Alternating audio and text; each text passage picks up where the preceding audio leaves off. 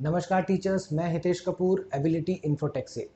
Teachers, आपका एक common question है डिजिटल पैनल को लेके कि अगर आप डिजिटल पैनल में ओपीएस यानी इसका इनबिल्ट पीसी खरीदते हैं तो क्या आप लाइव स्ट्रीम या रिकॉर्ड करने के लिए ओबीएस यानी ओपन ब्रॉडकास्ट सॉफ्टवेयर को इसी में इंस्टॉल करके लाइव स्ट्रीम कर सकते हैं?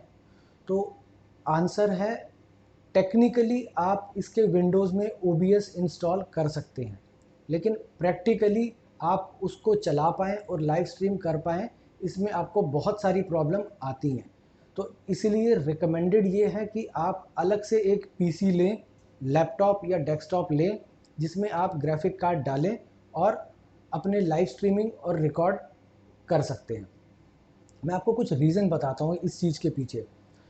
मल्टीपल रीज़न है। तो देखिए, अगर आप एक पीसी लेते हैं तो पीसी लेते वक्त जब आप पीसी लेते हैं तो आप उसमें ग्राफिक कार्ड इंस्टॉल करवाते हैं एक अच्छी वीडियो क्वालिटी के लिए।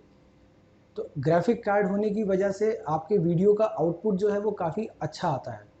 वहीं पैनल की अगर हम बात करें तो पैनल में कोई ग्राफिक कार्ड नहीं होता, तो आपका जो वीडियो क्वालिटी है एज़ कम्पेयर टू पीसी वो कम होती है। दूसरा रीज़न ये होता है कि जब आप अपने पैनल में अगर ओबीएस इंस्टॉल करते हैं उसके ओपीएस में, तो जब आप स्विच करते हैं यानी आप जैसे इस तरीके से अगर आप अपने पीसी में आप अपनी ओबीएस एप्लीकेशन इंस्टॉल करके इसको जब आप चलाते हैं तो जब तक आप रिकॉर्ड कर रहे हैं इसी में, तब आपकी रिकॉर्डिंग होती रहेगी। आप मे भी उसको मिनिमाइज़ भी कर दीजिए, लेकिन जैसे ही आप अपना ऑपरेटिंग सिस्टम स्विच करते हैं किसी भी रीज़न से, मान लीजिए आप अभी विंडोज़ पे पढ़ा रहे हैं, ओबीएस आपने रिकॉर्ड कर दिया, और अगर आप एंड्रॉयड पे स्विच करते हैं तो आपकी ओबीएस पे होती हुई रिकॉर्डिंग बंद हो जाएगी, तो आपका लाइव स्ट्रीमिंग भी बंद हो जाएगा। एंड्रॉयड पे स्विच हमें करना पड़ सकता है ज़्यादातर केस में, क्योंकि जब हम कोई अपनी इमेज शेयर करते हैं मोबाइल के थ्रू, स्क्रीन शेयर के थ्रू या मीराकास्ट के थ्रू, तो हमें एंड्रॉयड पे ही स्विच करना पड़ता है। जब हम मल्टी स्क्रीन यूज़ करते हैं, जैसे एक स्क्रीन पे हम कुछ वाइट बोर्ड पढ़ा रहे हैं, दूसरी स्क्रीन पे हमने कुछ गूगल से या यूट्यूब से या कोई वीडियो साथ में हम प्ले करना चाह रहे हैं साइमल्टेनियसली, तो भी हमें एंड्रॉयड पे ही शिफ्ट होना पड़ता है। तो ज़्यादातर केस में आपको एंड्रॉयड पे शिफ्ट होना पड़ेगा। तो उस केस में आपका जो विंडोज़ है वो अब स्विच हो जाता है तो रिकॉर्डिंग आपकी बंद हो जाती है। तो दूसरा रीज़न तो ये हो गया आपका।